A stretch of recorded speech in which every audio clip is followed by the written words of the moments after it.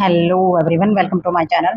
तो भाई अब हम बात करेंगे हमारी साइकोलॉजी के अंदर यूनिट 7 की नेक्स्ट वीडियो की।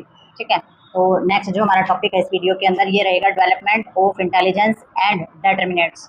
ठीक है, तो इसके अंदर ये जो टॉपिक है इसके अंदर बताया गया है कि जो हमारी इंटेलिजेंस होती है उसका जो डेवलपमेंट है यानी कि जो हमारी बुद्धि है उसका विकास, और उसका जो डिटरमिनेंट्स यानी कि जो उसका निर्धारक होता है उसके बारे में इसमें बात करेंगे। तो सबसे पहले इन्होंने बताया just like intelligence there is no common opinion of psychologist about the development of intelligence. तो इन्होंने बताया है कि भाई जो हमारी इंटेलिजेंस होती है, इंटेलिजेंस की तरह ही मतलब कि बुद्धि की तरह ही हमारा क्या होता है, there is a common opinion psychologist about the development of intelligence. तो हमारी जो बुद्धि होती है उसी की तरह हमारी जो बुद्धि का जो विकास होता है यानी कि जो डेवलपमेंट होता है उसको लेकर हमारे जो साइकोलॉजिस्ट हैं उनके बहुत सारी राय पाई जाती है यानी कि बहुत सारे मत पाए जाते हैं। जितने भी साइकोलॉजिस्ट हैं सबकी अपनी अपनी अलग अलग ओपिनियन उन्होंने दिए हैं कि भाई जो इंटेलिजेंस है वो क्या है। ठीक है, नेक्स्ट इन्होंने बताया some consider it to be hereditary. तो भाई कुछ हमारे इसको क्या बताते हैं, जन्मजात बताते हैं, वंशा जो हमारा जैसे कि वंशानुगत बोल देते हैं ना, भी जन्मजात जो चीजें होती हैं कुछ हमारे साइकोलॉजिस्ट इसको जन्मजात बताते हैं। while some other believe that it mental ability that has developed as an interaction between the environment and the hereditary factors। तो अभी कुछ तो इसको हमारे जन्मजात बताते ही हैं, जबकि कुछ जो दूसरे हमारे साइकोलॉजिस्ट होते हैं वो क्या बताते हैं, वो बताते हैं कि भी ये एक मेंटल एबिलिटी है यानी कि मानसिक क्षमता है। ठीक है, जो कि हमारा जो इन्वायरमेंट होता है उसके अंदर जो हमारी जो जन्मजात जो फैक्टर होते हैं तो उनका जो भी हमारी क्रिया होती है, जो भी हमारा प्रोसेस होता है, तो उसके परिणाम स्वरूप ये चीज़ें जो हैं ये विकसित होती हैं। ठीक है, तो किसके परिणाम स्वरूप यानी कि इन्वायरमेंट में जो जन्मजात जो फिर इन्वायरमेंट में जो होने वाले जो प्रोसेस होता है तो उसका जो रिजल्ट होता है वो जो डेवलप चीजें होती हैं वो हमारी इंटेलिजेंस बोली जाती है। यानी कि हमारे इन्वायरमेंट के अकॉर्डिंग हमारी ये चीज जो है वो डेवलप करती है। क्या डेवलप करती है? हमारी बुद्धि। ठीक है, no one can be categorised and the intelligence test on him.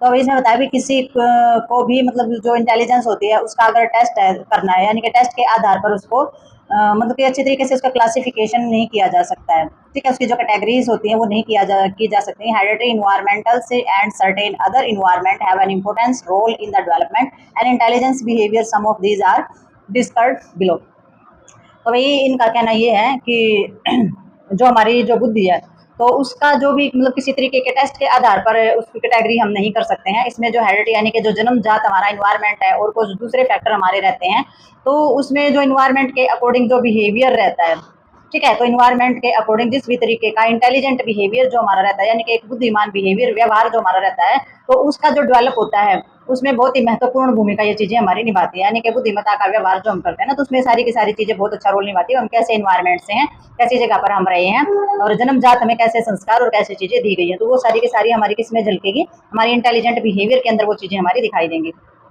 ठीक है, तो some of these are discussed below. तो इसमें से कुछ उन पर मतलब कि नीचे हम देखेंगे कुछ में से डिस्कस किया गया हमारा नीचे। तो उसमें देखेंगे कि भी जो हमारा डेवलपमेंट होता है इंटेलिजेंस का तो वो हमारे कैसे इन्वायरमेंट में किस तरीके का रहता है और किस तरीके से हमारे इन्वायरमेंट का असर पड़ता है हमारे बिहेवियर पर और इंटेलिजेंस पर यानी कि बुद्धिमत्ता पर। ठीक है, तो नेक्स्ट देखते हैं इसके अंदर। तो भाई सबसे पहले हमारा इसके अंदर आ जाता है हेरिडिटरी। ठीक है, तो हेरिडिटरी के अंदर हमारा क्या रहता है, ये होता है हमारा अनुवांशिकता यानी कि जन्मजात जो हमारी चीजें होती है, पीढ़ी दर पीढ़ी जो चलने वाली हमारी चीजें होती हैं वो इसके अंदर आ जाती हैं।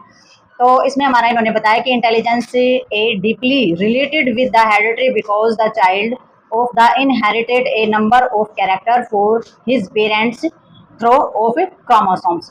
ठीक है, तो इन्होंने बताया कि क्रोमोसोम्स जो होता है उनके जरिए जो है बच्चों के अंदर ये चीजें आती हैं माता पिता से। तो जो हमारी जो इंटेलिजेंस होती है तो इंटेलिजेंस के अंदर जो हमारी हेरिडिटी यानी कि जन्मजात जो चीजें होती है उनसे बहुत ज्यादा गहरा संबंध हमारा पाया जाता है। यानी कि डीपली रिलेटेड हमारी ये चीजें पाई जाती हैं कि किसी की भी बुद्धिमत्ता से उसका जन्मजात जो है रिश्ता बहुत गहरा होता है। बिकॉज द चिल्ड्रन इनहेरिटेड यानी क्योंकि जो बच्चा जो होता है वो हमारा number of character from the parents through chromosomes. क्योंकि इसमें क्या होता है, इसमें जो क्रोमोसोम्स होते हैं उसके माध्यम से माता पिता यानी कि जो पेरेंट्स होते हैं उनके बहुत सारे कैरेक्टर यानी कि बहुत सारे जो लक्षण होते हैं वो सारे के सारे विरासत में प्राप्त करता है बच्चा। यानी कि माँ बाप के अंदर जो लक्षण होते हैं बच्चे के अंदर विरासत में उसको मिलते हैं। ठीक है, अब हमारा नेक्स्ट इसमें पॉइंट आ जाता है इन्वायरमेंट। तो इन्वायरमेंट से कैसे होता है, इसमें हमारा intellect can not develop to its full capacity if the proper environment is not available. तो भाई इन्वायरमेंट में इन्होंने क्या बताया कि जो हमारा वातावरण होता है तो वातावरण में जो हमारा intellect can not develop of the full capacity. तो इसमें क्या होता है, जो हमारा सही वातावरण होता है तो उसमें जो उपलब्ध होती है चीज़ें या फिर उपलब्ध न होने पर जो भी हमारी जो इंटेलिजेंस होती है वो अपनी पूरी एबिलिटी से विकसित नहीं हो सकती है।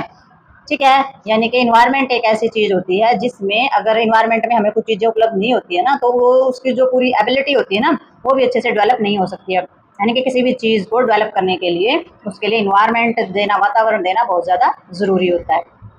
नेक्स्ट इसमें आ जाता है रेस। रेस में आता है नस्ल, हम जिसको बोल देते हैं। तो high level of the intelligence have been found in some race. तो भी कुछ नस्ल जो हम कह देते हैं, तो कुछ नस्ल जो होती है वो उस तरह की होती हैं और जिनमें बहुत ज़्यादा बुद्धिमत्ता पाई जाती है। यानी कि माँ बाप बहुत ज़्यादा इंटेलिजेंट रहे, दादा दादी बहुत ज़्यादा इंटेलिजेंट रहे हैं, तो भाई उनकी जो नस्ल है, उनके पाए जाने वाले जो बच्चे होते हैं वो भी बहुत ही ज़्यादा इंटेलिजेंट होते हैं। ये हमारी नस्ल से बोली जाती है, रेस इसको बोला जाता है।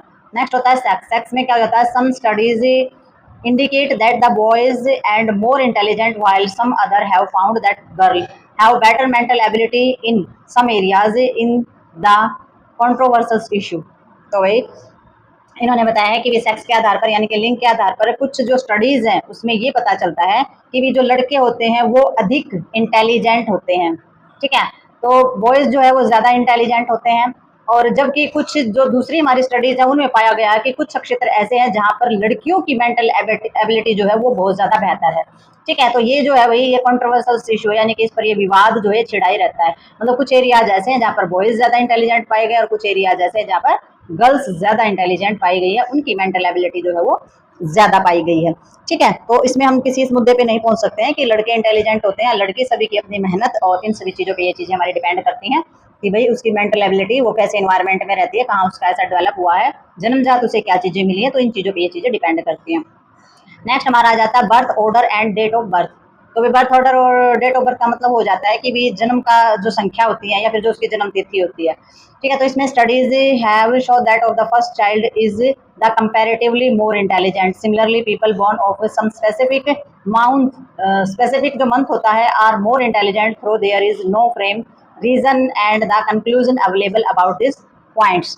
तो इन्होंने बताया कि भाई एक जो संख्या जो होती है या बच्चे का जो जन्म होता है तो बहुत सारी स्टडीज जो की गई हैं, तो स्टडीज के अकॉर्डिंग ये बताया गया कि जो पहला बच्चा होता है ना तो उसकी तुलना के रूप में मतलब कि दूसरे बच्चों की तुलना में वो अधिक बुद्धिमान होता है। यानी कि जो फर्स्ट बच्चा होता है वो ज़्यादा बुद्धिमान होगा और बाद में जो बच्चे पैदा हुए हैं उनकी बुद्धिमानी जो है वो कम पाई गई है स्टडी के अनुसार। Similarly people born in some specific month and their intelligence through their of the four reason. लेकिन इस प्रकार कुछ जो है विशेष हमारे मंथ भी पाए गए कि इन महीनों में जन्मे हुए जो लोग होते हैं वो बहुत ज़्यादा बुद्धिमान पाए जाते हैं। यानी कि कौन से मंथ में जन्मा हुआ बहुत ज़्यादा बुद्धिमान होता है, तो ये भी हमारे न्यूमरोलॉजी के अकॉर्डिंग हमारी ये चीज़ें होती हैं। और डेट ऑफ बर्थ में भी हमारी एस्ट्रोलॉजी और न्यूमरोलॉजी इस तरीके की चीज़ें जो हैं वो ऐड की जाती है, क्योंकि ये भी एक तरीके की क्या है स्टडी ही है। From the reason of conclusion available about this points. तो हालांकि ये जितने भी हमारे पॉइंट्स हैं इनके बारे में कोई पुख्ता ना तो कोई कारण है ना कोई निष्कर्ष उपलब्ध है और ना हम ये कह सकते हैं कि ये चीज़ जो है ये सही ही है। ठीक है, तो ये सिर्फ कहने सुनने में आती है जो न्यूमरोलॉजिकल दिखाते हैं या फिर इस तरीके से कहते हैं भी पहला बच्चा ऐसा इंटेलिजेंट था, ऐसा कुछ नहीं है। बहुत सारे बच्चे ऐसे देखे गए हैं कि जो फर्स्ट जो उनकी जो बच्चा होता है वो बिल्कुल ही डम होता है दिमाग से या अपाहिज भी होता है। मतलब बहुत सारे केसेस ऐसे हैं। और जो दूसरा बच्चा होता है, दूसरा क्या चाहे पांचवा छठा भी बच्चा हो वो भी इंटेलिजेंट हो सकता है। तो इस तरीके से कोई चीज़ें किसी भी चीज़ को निर्धारित नहीं किया गया स्टडी के अंदर। वो जब किसी भी तरीके की स्टडी की जाती है या केस फाइंड किए जाते हैं ना तो उसमें अलग अलग तरीके की चीज़ें जो है वो निकलती हैं। तो इसमें से किसी भी निष्कर्ष पे हम नहीं पहुंच सकते हैं कि ऐसा कुछ होता है। ठीक है, तो नेक्स्ट देखते हैं, इसमें नेक्स्ट पॉइंट भी मिलेंगे हमारे। तो अभी नेक्स्ट है हमारा 6 पॉइंट। तो 6 पॉइंट के अंदर दिया गया साइज ऑफ फैमिली। तो अभी परिवार का जो आकार होता है उसके अकॉर्डिंग तो उन्होंने बताया the level of children intelligence decrease with the increase in the size of family. This happen because of lack of facilities, attention and love. तो भी जिसका परिवार बड़ा होता है तो उसके अकॉर्डिंग इन्होंने बताया है कि जो फैमिली बड़ी होती है तो परिवार का आकार जो है बड़ा होने के कारण बच्चों की जो इंटेलिजेंस यानी कि बच्चों की जो बुद्धि का स्तर है वो घटता है। जितना ज़्यादा बड़ा परिवार होगा उतना ही बच्चों की बुद्धि का स्तर कम मिलेगा। ऐसा क्यों होता है कि उन बच्चों को सुविधाएं कम मिलती हैं, उनको अटेंशन कम मिलती है और उनको प्यार की कमी के कारण उन बच्चों की बुद्धि का स्तर कम हो जाता है। यानी कि उनको सुविधाएं नहीं मिलती, उन पर ध्यान नहीं दिया जाता और उन्हें प्यार की कमी महसूस होती है, उनको समझा नहीं जाता है। ठीक है, तो ये होता है हमारा जो परिवार का साइज ज़्यादा बड़ा होने के कारण उन बच्चों की जो मेंटल एबिलिटी होती है वो थोड़ी सी कम होती है। नेक्स्ट हमारा इसके अंदर आ जाता है प्री मेच्योर चाइल्ड। ठीक है, प्रीमेच्योर चाइल्ड में क्या हो जाता है, there is no common opinion about the intelligence and those children who are born before time. Some believe that these children are less intelligent, will some of other consider them to be more intelligent? तो ये क्या कह रहा जाता है, premature में क्या हो जाता है, प्रीमेच्योर वो बच्चे होते हैं जो समय से पहले जन्मे हुए बच्चे होते हैं, यानी कि 7वें महीने में बच्चा पैदा हो गया, 8वें महीने में बच्चा पैदा हो गया, तो वो प्रीमेच्योर चाइल्ड हमारे बोले जाते हैं। ठीक है, तो समय से पहले जो बच्चे जन्म ले लेते हैं, तो उन बच्चों की जो इंटेलिजेंस होती है, यानी कि जो बुद्धिमत्ता होती है, उसके बारे में कोई भी किसी भी तरीके का क्या नहीं है, कोई भी मत जो है उसका, यानी कि कोई भी कॉमन ओपिनियन इसके बारे में नहीं दिया गया है कि प्रीमेच्योर बच्चा जो है वो इस तरीके से बुद्धिमान हो सकता है या उसकी बुद्धि कम हो सकती है। तो इस तरीके की भी कोई चीजें नहीं होती है। और some believe that these children are less intelligent, और कुछ लोगों का तो ये भी मानना है कि भाई ये बच्चे जो है वो कम बुद्धिमान होते हैं, यानी कि प्रीमेच्योर बच्चे जो होते हैं वो कम बुद्धिमान होते हैं। वो क्यों होते हैं? क्योंकि जो समय से बच्चे पहले पैदा हुए हैं, तो ये एक क्लिनिकल रीजन रहता है कि भी हो सकता है उसकी ब्रेन की ग्रोथ जो है वो अच्छे से नहीं हुई हो। ठीक है, some other consider them to be more intelligent. ठीक है, जबकि कुछ अन्य जो बच्चे होते हैं वो अधिक बुद्धिमान माने जाते हैं, और समय से पहले जो प्रीमेच्योर बच्चे होते हैं वो कम बुद्धिमान होते हैं। जो समय पर बच्चे पैदा होते हैं वो ज्यादा बुद्धिमान पाए गए हैं स्टडी के अकॉर्डिंग। तो वही इसमें other group believe that the brain of child is fully developed much before the completion of 9 month of pregnancy. तो इन्होंने बताया है कि वो जो दूसरा जो हमारा ग्रुप बताया गया ना, अदर ग्रुप बिलीव, यानी कि दूसरा जो हमारा ग्रुप है वो ये मानता है कि भाई जो प्रेगनेंसी के टाइम, जो प्रेगनेंसी के जो 9 मंथ होते हैं, यानी कि गर्भ अवस्था के जो 9 महीने पूरे होने से बहुत पहले ही बच्चे का जो ब्रेन है वो डेवलप हो जाता है पूरी तरीके से। तो इसमें फिर जो बच्चा 7वें या 8वें महीने में अगर बच्चा पैदा होता है, तो उसके अंदर बुद्धिमत्ता की कमी कैसे हो सकती है, यानी कि 9वें महीने से पहले ही बच्चे का जो ब्रेन है वो अच्छी तरीके से डेवलप हो जाता है। तो इसमें फिर जो मानसिकता है जो पूरी तरीके से उसकी डेवलप भी हो जाती है। और तो ये एक डेवलप होना या किसी तरीके की ये चीजें होना, ये सिर्फ इसी पर निर्भर नहीं करता। ये मदर न्यूट्रिशन कैसा ले रही है, माता पिता की बुद्धि कैसी है, कैसे सोच विचार रखते हैं, बहुत सारी चीजें जो है वो इनके अंदर इंक्लूड होती है जब जाके बच्चे का डेवलपमेंट होता है। ठीक है, तो ये जन्मजात जो चीजें होती है ये बहुत ज्यादा इफेक्ट डालती है। तो नेक्स्ट हमारा पॉइंट आ जाता है इसमें हेल्थ। तो भी healthy mind of the resistance of the healthy body. तो भी जो स्वस्थ शरीर होता है, तो स्वस्थ मन का निवास एक स्वस्थ शरीर के अंदर ही रहेगा। अगर आप शरीर को स्वस्थ नहीं रखते हैं तो आपका मन भी स्वस्थ नहीं रहेगा। इन अदर वर्ड्स, अगर दूसरे शब्दों में बोला जाए, there is a higher possibility that the healthy child will be more intelligent and the one with poor health. तो भी इसमें ये तो मतलब माना ही जाता है एक तरीके से। दूसरे शब्दों में अगर हम कहें कि जो बच्चा स्वस्थ होता है ना, तो स्वस्थ बच्चे की तुलना में जो है वो स्वस्थ बच्चा जो होता है वो दूसरे बच्चों की तुलना में अधिक इंटेलिजेंट होने की संभावना रहती है। यानी कि जो बच्चा स्वस्थ है पूर्ण रूप से शारीरिक और मानसिक रूप से, वो ज्यादा इंटेलिजेंट होता है। और जो बच्चा शारीरिक और मानसिक रूप से कुछ ना कुछ उसको हुआ ही रहता है, तो उसकी बुद्धिमत्ता भी कम होती है, उसकी इंटेलिजेंस पावर भी कम हो जाती है, जिसकी हेल्थ पुअर होती है किसी भी तरीके से। ठीक है, तो वही नेक्स्ट देखते हैं इसके अंदर हम। तो भाई इस ये जो हमारी यूनिट है 7 साइकोलॉजी की, तो ये हमारी साइकोलॉजी की लास्ट यूनिट है और लास्ट वीडियो ये हमारी है। और लास्ट वीडियो के अंदर जो बिल्कुल ही लास्ट टॉपिक है वो हमारा इंटेलिजेंस एंड द नर्स, यानी कि जो हमारी नर्स जो होती है, नर्सिंग कोर्स करने वाले हमारे जितने भी स्टूडेंट्स होते हैं उनके लिए इंटेलिजेंस का क्या जुड़ाव होता है और किस तरीके की इंटेलिजेंस उनके अंदर होनी चाहिए नर्सिंग प्रोफेशन के लिए। ठीक है, तो इन्होंने बताया है कि भी knowledge of intellectuals functioning is use of students nurse and later for here as teachers। तो इन्होंने बताया है कि भी जो हमारी जो इंटेलिजेंस है, यानी कि जो बौद्धिक हमारा इंटेलेक्चुअल जो हमारी फंक्शनिंग है, यानी कि जो हमारी कार्य प्रणाली है, जो हम काम करते हैं, तो बौद्धिक जो कार्य प्रणाली है उसका ज्ञान एक नर्सिंग स्टूडेंट जो होता है, नर्सिंग जो छात्रा होती है उसके लिए, और बाद में जब वो एक टीचर्स के रूप में काम करती है तो उसके लिए बहुत ज़्यादा उपयोगी होती है। अगर वो एज ए स्टूडेंट इंटेलिजेंट अगर वो रही है, उसने सब कुछ सीखा है, सब कुछ पढ़ा है, तो बाद में टीचर्स के रूप में जो है उसके लिए बहुत ज़्यादा उपयोगी होता है। और इसमें जो content of the subject matter and student of the इसमें expectations will be based on the intelligence level of the class. तो इसमें जो है एक शिक्षण जो मतलब कि जैसे इसमें मेथड बोल दिया, अभी टीचिंग मेथड है। टीचिंग मेथड क्या है? जो पढ़ाने का मेथड होता है। ठीक है, तो शिक्षा यानी कि पढ़ाने का जो मेथड होता है, और जो हमारा कंटेंट होता है सब्जेक्ट मैटर होता है, यानी कि सब्जेक्ट को लेकर के जितनी भी हमारी चीज़ें होती हैं, या फिर स्टूडेंट होती हैं, स्टूडेंट्स की सारी एक्सपेक्टेशंस होती हैं, यानी कि स्टूडेंट्स विद्यार्थी जो है बहुत सारी अपेक्षाएं रखता है टीचर से कि भाई मुझे ये बताओ, मुझे ये समझाओ। किसी भी तरीके के क्वेश्चन जो है स्टूडेंट्स के हो सकते हैं, will be based on the intelligence level of the class. तो वही जो भी विद्यार्थियों की जो भी अपेक्षाएं होती है कक्षा में, जो भी हमारी इंटेलिजेंस का जो स्तर है उस पर आधारित होती है। यानी कि कोई भी जो टीचिंग लाइन में जाता है या टीचर्स जो नर्स जो होती है उसमें स्टूडेंट्स की जो एक्सपेक्टेशंस यानी कि अपेक्षाएं बहुत ज़्यादा होती हैं, और उस एक्सपेक्टेशंस पर खरे उतरना उस टीचर की इंटेलिजेंस यानी कि बौद्धिक क्षमता या बुद्धिमत्ता के लेवल पर डिपेंड करता है, उसी पर आधारित होता है। ठीक है, नेक्स्ट हमारा इसमें आ जाता है assessment and understanding of the intelligence function will be helpful to the nurse in her clinical work. ठीक है, और जो हमारा जो असेसमेंट किए जाते हैं, अंडरस्टैंडिंग किए जाते हैं, हमारी जो बुद्धि है यानी कि जो इंटेलिजेंस है उसके कार्य है क्या होते हैं कि भाई आप किसी भी पेशेंट का असेसमेंट कर रहे हैं या फिर उसको समझने में नर्स के जितनी भी सारे के सारे जो फंक्शन होते हैं तो उसके लिए भी जो है बहुत ही उपयोगी और बहुत ही सहायक सिद्ध होती है। अगर नर्स इंटेलिजेंट है तो वो किसी भी पेशेंट का असेसमेंट करेगी और जल्दी से उसके साइन और सिम्टम देकर समझ जाएगी, और अपना जो फंक्शन है यानी कि जो उसके कार्य हैं वो भी बहुत अच्छी तरीके से वो करेगी, जो उसका क्लिनिकल वर्क है वो। तो she should be able to diagnose patient with the mental of subnormality और विद सुपीरियर इंटेलिजेंस। तो वो क्या करेगी, तो वो जो उसका मानसिक रूप से जो मंद या फिर कोई मतलब कि असाधारण बुद्धि उसके अंदर है यानी कि अब नॉर्मल जो मेंटल एबिलिटी उसके अंदर है, तो इसमें जो मानसिक स्तर जो होता है मतलब कि मेंटल रूप से अगर मतलब कि उसको समझ कम है या फिर ये असाधारण जो बुद्धि वाले जो भी हमारे रोगी होते हैं उनका डायग्नोज भी वो कर सकेगी, यानी कि उनको भी समझने में भी उसको बहुत ज़्यादा हेल्प मिलेगी कि भाई कौन सा पेशेंट जो है वो साइकोलॉजिकल वीक है और किस तरीके से आपको उसको हैंडल करना है। ठीक है, और इसमें हर एक्सपेक्टेशंस और guidance to the patient and their family would be according to their IQ.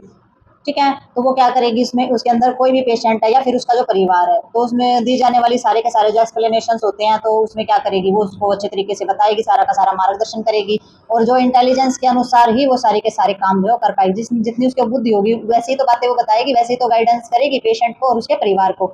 ठीक है, तो उसके अकॉर्डिंग जितना उसका आईक्यू लेवल है अपने आईक्यू लेवल के हिसाब से ही वो अगर वो क्लिनिकल यानी कि हॉस्पिटल में क्लिनिकल वर्क कर रही है तो उसी के हिसाब से वो पेशेंट और उसकी फैमिली को बताएगी, अगर वो एज ए टीचर काम कर रही है तो उसी के अकॉर्डिंग वो बच्चों को चीज़ें बताएगी। ठीक है, तो ये इंटेलिजेंस के का जो लेवल स्तर है ये बहुत ज़्यादा होना चाहिए।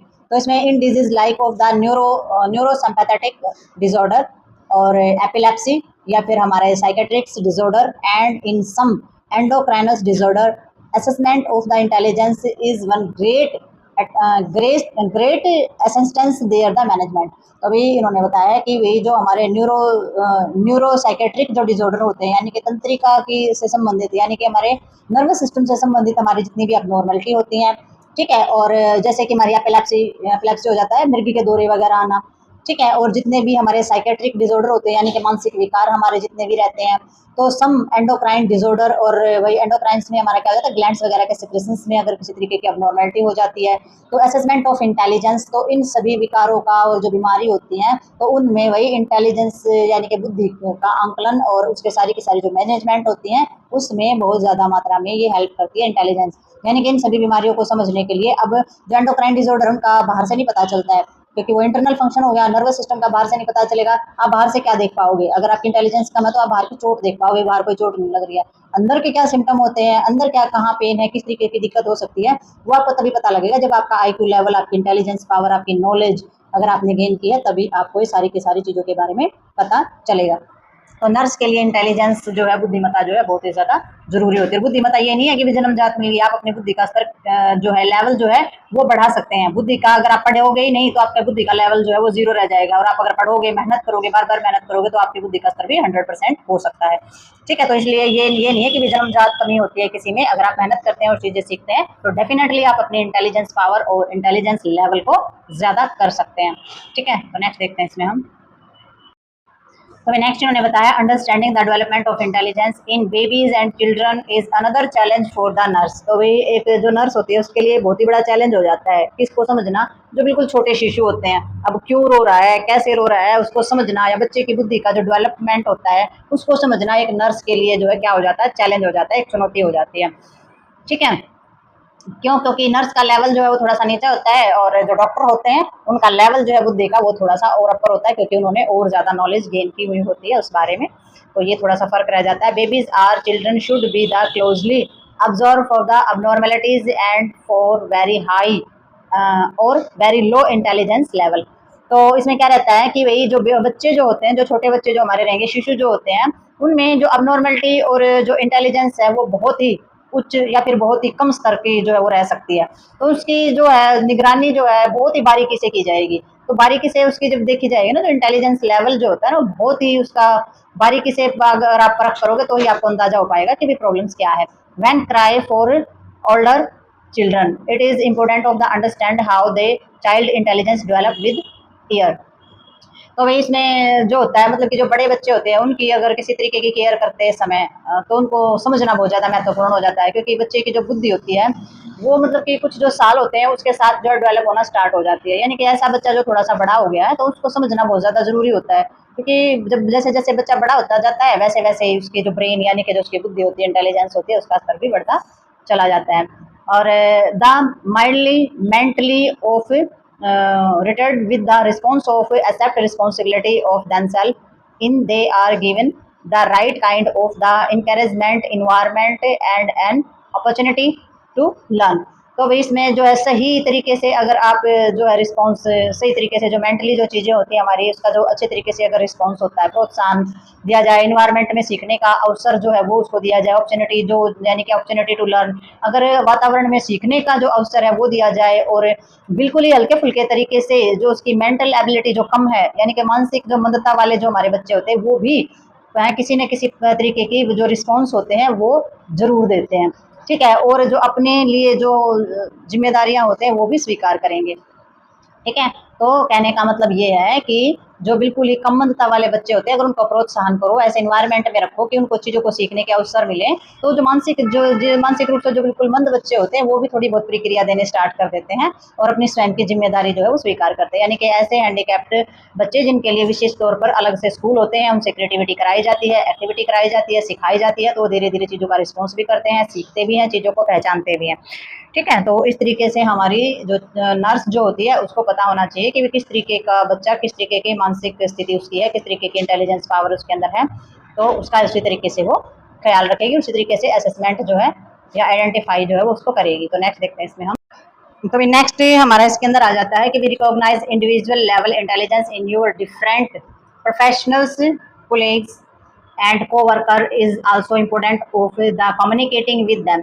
तो ये भी एक नर्स की जिम्मेदारी होती है कि भी जो भी उसके प्रोफेशनल जो उसके साथ काम करने वाले हैं, उसके सहयोगी है, सहकर्मी है, साथ काम करने वाले हैं, यानी कि कलीग है जो नीचे काम करते हैं, या कोवर्कर्स हैं जो कि साथ काम कर रहे हैं, also important of the communicating. ठीक है, तो उनको पहचानना, मतलब कि जो आपके साथ काम करते हैं सहकर्मी हैं, उनकी भी जो इंटेलिजेंस का जो स्तर होता है उसको पहचानना भी, और उनसे जो कम्युनिकेट करते हो आप, तो वो करने में जो चीज़ें है वो बहुत ही ज़्यादा महत्वपूर्ण रहती है। तो आप अपने साथ काम करने वालों के साथ जब बातचीत करेंगे, अगर आप उनकी बुद्धिमत्ता का स्तर समझ जाएंगे तो आप उनसे जो बात करेंगे वो बहुत ही ज़्यादा महत्वपूर्ण चीज़ होती है कि भी आप उनको पहले समझें और फिर बात करें। ठीक है, it will be your responsibility to know when the communication on is situation can be give quickly in जैसे कि प्रोफेशनल्स जैसे टर्म इसके अंदर रहता है, when they must be given of the simple term and the possibly repeated until well well understood. तो इसमें क्या रहता है कि भाई जो हमारे कोवर्कर्स इसमें रहते हैं, तो रिस्पॉन्सिबिलिटी क्या इसके अंदर दी जाएगी कि भाई अपनी जो जिम्मेदारी है उसके बारे में, मतलब कि ये जो है आपकी जिम्मेदारी होगी, यानी कि जो नर्स होती है ना, ये उसकी जिम्मेदारी होगी कि भाई वो ये जाने कि किस तरीके से कब कम्युनिकेशंस करना है, कौन सी सिचुएशन में किस तरीके से कम्युनिकेशंस करना है, प्रोफेशनल टर्म में किस तरीके से कम्युनिकेशन करना है, सिंपल टर्म में किस तरीके से कम्युनिकेशंस करना है, जिस तरीके से पॉसिबल हो सके। ठीक है, तो इसको अच्छे तरीके से अंटिल वेल अंडरस्टूड, और अच्छे तरीके से समझने के लिए उसको किस तरीके से रिपीट करना है। तो ये नर्स की जिम्मेदारी होती है कि भाई हर एक जो नर्स है उसको जिम्मेदार होती है वो इस चीज़ की, कि वो इस चीज़ को समझे कि भाई ये जो मेरे साथ करने वाला कोवर्कर्स है इसको एक काम एक ही बार बताया जाएगा, ये अच्छे से कर लेगा। एक ऐसे होता है जो 2-3 बार बताने से करता है, एक होता है जिसको बार बार रिपीटेशन में वही चीज़ें बार बार बतानी पड़ती है। तो उनकी बुद्धिमत्ता का स्तर आपको समझना होगा, बुद्धिमत्ता का स्तर समझ के तब आपको उनको हैंडल करना होगा। तो ये नर्स की रिस्पॉन्सिबिलिटी जो है वो हो जाती है। नेक्स्ट इसमें आ जाता है the nurse can of the predict in the behaviour of their patient using their IQ।